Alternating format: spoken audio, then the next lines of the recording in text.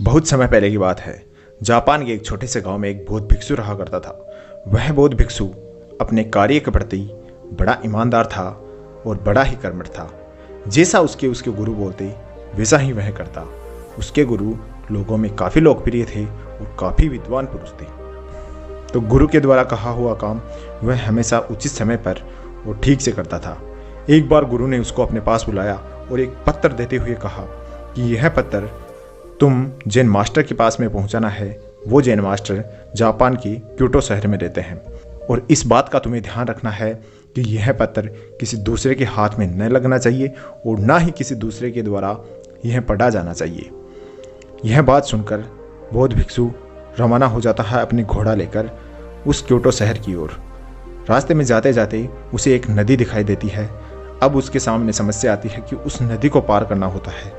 वह देखता है कि उस नदी के उस पार एक समुराई था। जैसे ही उसने उस नदी को पार किया, वह समुराई तेज दहाड़ के साथ में उसके सामने आ गया और उसने कहा कि मैं तुम्हें अब मौत के घाट उतारूंगा, क्योंकि उस समुराई ने प्रतिज्ञा ले रखी थी कि आने वाले 100 व्यक्तियों को जो इस नदी को पार करेंगे उनको मैं मौत के घाट उतारूंगा। अभी तक मैंने 99 व्यक्तियों को मौत के घाट उतारा है। अब तुम तैयार हो जाओ मौत का मुंह देखने के लिए। तो उस बौद्ध भिक्षु को याद आया उस पत्थर के बारे में कि उसके गुरु ने कहा था कि किसी दूसरे व्यक्ति के हाथ नहीं लगना चाहिए और यह जैन मास्टर के पास में पहुंचाना बहुत ही आवश्यक है।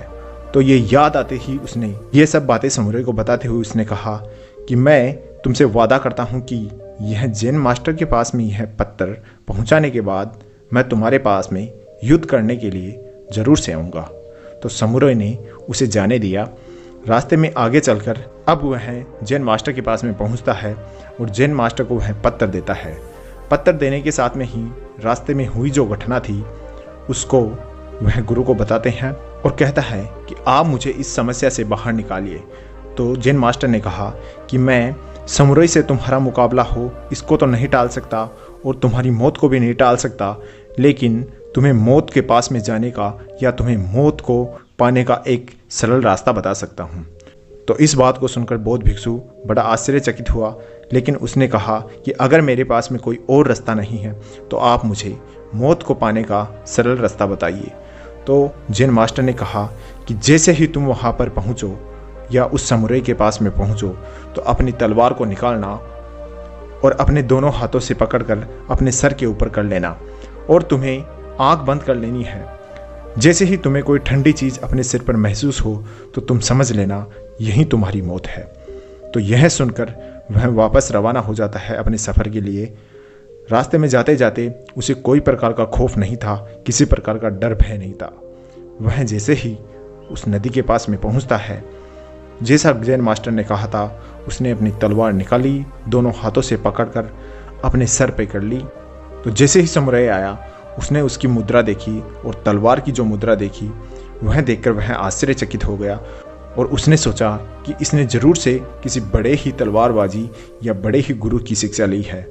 मैंने तो कभी ऐसी मुद्रा कभी नहीं देखी। तो उसके पास में आकर समुराई ने कहा कि हे गुरुजन, मुझे क्षमा कर दीजिए, मैं आपको पहचान नहीं पाया, कृपया आप मुझे अपना शिष्य बनाइए। तो इस प्रकार से उस बौद्ध भिक्षु की मौत टली और उस समुराई ने भी उसके आगे घुटने टेके। ऐसा ही हमारी ज़िंदगी में हमारे साथ में होता है। यहाँ पर जो बौद्ध भिक्षु था वह हम हैं और जो समुराई है वह हमारे जीवन में आने वाली समस्याएं। कभी कभार हमारे जीवन में आने वाली समस्याओं का समाधान शांत रहना ही होता है। शांत रहकर बड़ी से बड़ी समस्या का हम समाधान कर सकते हैं, लेकिन अगर हम उस समस्या को पहचाने बिना, उस समस्या को जाने बिना उसके प्रति कोई कदम उठाते हैं तो वह हमारे जीवन में हमें बहुत भारी पड़ता है और कभी कभार हमें इतना नुकसान पहुंचा सकती है कि जिससे कि हम अंदाज़ा भी नहीं लगा सकते। अगर यहाँ पर वह बौद्ध भिक्षु शांत नहीं रहता तो वह समुराई उसको आने वाले कुछ ही पलों में उसके शरीर से धड़ को अलग कर देता। तो हमें भी अपने जीवन में आने वाली समस्याओं के साथ में शांत रहकर सोचना चाहिए, शांत रहकर उस चीज़ को हल निकालना चाहिए। धन्यवाद।